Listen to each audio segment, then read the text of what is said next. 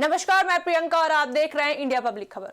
Bollywood actress Shilpa Shetty एक बार फिर सुर्खियों में, लेकिन इस बार वजह उनकी कोई फिल्म या टीवी शो नहीं, बल्कि उनसे जुड़ा एक बड़ा विवाद है। बीते कुछ दिनों से शिल्पा शेट्टी का नाम लगातार खबरों में बना हुआ है। एक तरफ ऐसी रिपोर्ट सामने आई कि मुंबई में उनके घर और मशहूर रेस्टोरेंट में इनकम टैक्स की रेड पड़ी है। वहीं दूसरी तरफ 60 करोड़ रुपए की धोखाधड़ी से जुड़े एक पुराने मामले में आर्थिक अपराध शाखा ने केस में धारा 420 जोड़ दी है।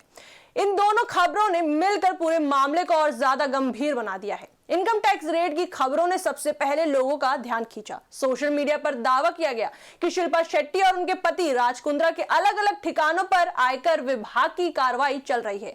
हालांकि बाद में शिल्पा की लीगल टीम ने इन खबरों को खारिज करते हुए कहा कि यह सिर्फ रूटीन वेरिफिकेशन था, कोई रेड नहीं।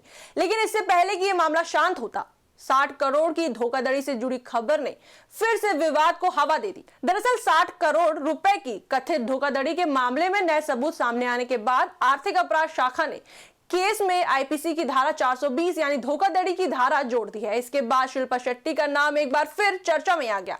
इस मामले में लगातार उनका नाम जोड़े जाने से नाराज होकर अब एक्ट्रेस ने खुद सामने आकर अपनी बात रखी है। शिल्पा शेट्टी ने इस पूरे मामले पर खुलकर बयान दिया और अपनी नाराजगी जाहिर की। उन्होंने कहा, मैं इस बात से बेहद दुखी हूं कि इस मामले में जबरदस्ती मेरा नाम जोड़ने की कोशिश की जा रही है। शिल्पा ने साफ किया कि जिस कंपनी को लेकर यह विवाद है उसके साथ उनका जुड़ाव सिर्फ नॉन एग्जीक्यूटिव था। एक्ट्रेस ने आगे बताया कि कंपनी के फाइनेंस फैसलों या किसी भी तरह की साइनिंग अथॉरिटी में उनकी कोई भूमिका नहीं थी। उन्होंने कहा, मेरी किसी भी तरह की वित्तीय निर्णय प्रक्रिया में कोई हिस्सेदारी नहीं थी, ना ही मैं किसी तरह के डॉक्यूमेंट पर साइन करने वाली अथॉरिटी थी।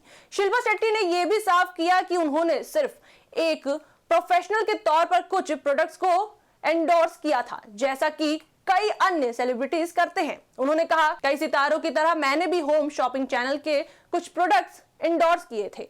ये सब एक प्रोफेशनल दायरे में रहकर किया गया था। चौंकाने वाली बात यह रही कि शिल्पा ने यह भी बताया कि उन्हें आज तक इन प्रोडक्ट्स के एंडोर्समेंट का पूरा भुगतान भी नहीं मिला है।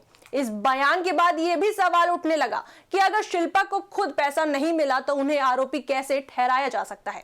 अपने बयान में शिल्पा शेट्टी ने एक और बड़ा खुलासा किया। उन्होंने कहा कि वह खुद इस कंपनी की पीड़ित हैं।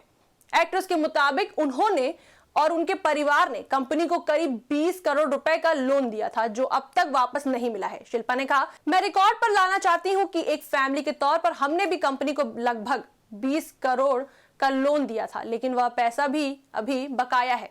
शिल्पा ने आगे इस बात पर भी नाराजगी जताई कि पिछले 9 सालों से बिना किसी ठोस वजह के उनका नाम इस मामले में घसीटा जा रहा है। उन्होंने कहा कि इस तरह से आपराधिक आरोप लगाने की कोशिश करना कानूनी रूप से गलत है और कानून के सिद्धांतों के भी खिलाफ है। एक्ट्रेस ने मीडिया और जांच एजेंसियों पर सवाल उठाते हुए कहा कि सभी तथ्यों को जानने के बावजूद बार बार उनका नाम इस केस में जोड़ा जा रहा है।